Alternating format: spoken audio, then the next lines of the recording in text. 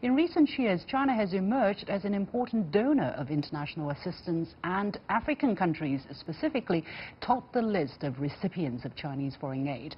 What explains China's growing emphasis on overseas assistance, and how prominent is Africa in the picture? What are China's objectives from a humanitarian and political standpoint, and at a time when Western donors are under pressure to downsize their foreign aid, is growing Chinese assistance being viewed in a more favorable light? Joining our discussion in the studio is Hannah Ryder, the CEO of Development Reimagined, an international development consultancy. Hannah, thank you very much for joining us here in the studio. Complete, we understand that for those 2 years, China appropriated about $14 billion for foreign assistance, and that is not just to Africa, by the way. That is for all of China's foreign assistance. So tell us a bit about your understanding of the kind of shift that has been taking place in China's foreign international assistance, especially when it comes to Africa. Well, as you say, we don't know very much, because even that data that you just talked about wasn't broken down by country. It was broken down by region. So we do know that 51% of that 14.4 billion was dedicated to African countries, which is good in itself, and over 50% went to the least developed countries across the world as well, which is another good indication. We understand, we can see that there have been increases in foreign assistance from China. For example, even for the Ebola outbreak, since there was a major contribution in humanitarian assistance in the on the African continent. And there was also in 2015 a big announcement of a South-South Cooperation Fund, which then became operational from 2016. At the same time, we still don't have further figures, and we don't have figures which are broken down. So we're able to see different, by looking at specific sectors. So last year, for example, my consultancy firm did some examination of the Confucius Institutes and how that has changed over time. So once you look into specific topics, you can start to see the trends over time, and you can see that foreign aid from China has been increasing on the African continent, but you need to be looking at it in depth. Yeah, absolutely. I've just been told that we are joined by another guest, Tang Xiaoyang, Deputy Director of the Carnegie Tsinghua Center for Global Policy, joining us from Boston. So, Mr. Tang, thank you very much for joining us.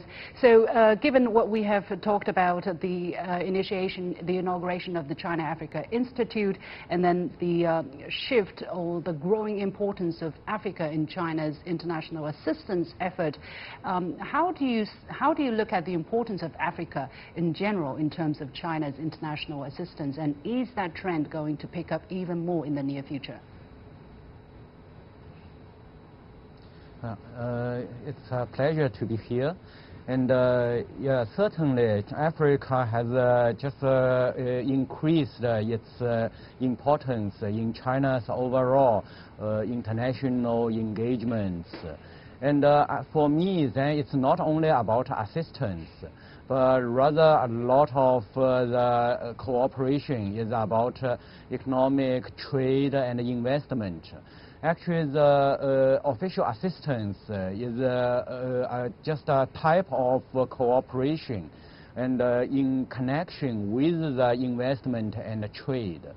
And in fact, that's the unique characteristic of Chinese engagements with African countries, because China sees Africa as a promising land of development, and China wants to transfer its successful experience of development. Here, a very important trend some people are noting is that China is shifting more from a recipient of international aid to a donor of international aid, especially on the continent of Africa. Why is that the case? Does that mean that China is not seeing itself more as a developing country, just as other developing countries, or is China doing that from a counterpart, a peer's perspective, as a developing country helping another developing country?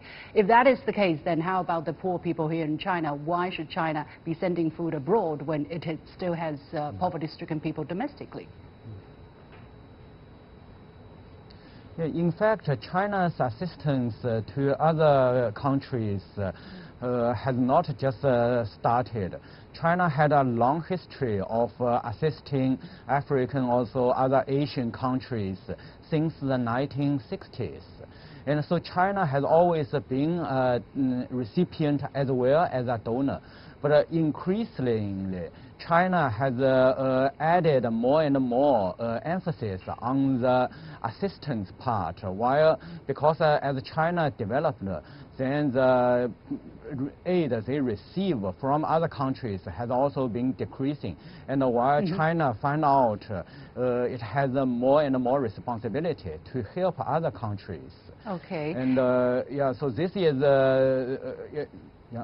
Yeah. Okay, Heiner, let me get ahead. back to you here. How is China's international aid, or whatever you call it, viewed in Africa by the local people? Do they see it as an act of friendship? Do they see it as opportunity for economic development, socio and economic development, or is there some kind of suspicion as to the objective behind China's kindness?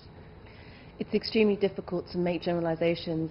In some cases, it is seen as very positive. In some cases, it's seen as quite challenging and needs to be improved. I think overall, what we can say is that there's always room for improvement for any type of aid, whether it's from China, whether it's from the UK or elsewhere. We have to make steps to improve it, make sure that aid is really meeting the needs of poorest people in developing countries. And whether it's China or the UK or the US, they've been working on this for a very long time and they still haven't got it right. So there's a lot more to do from the recipient countries to make their views heard, to make their needs well understood, and that goes for China as well as many others.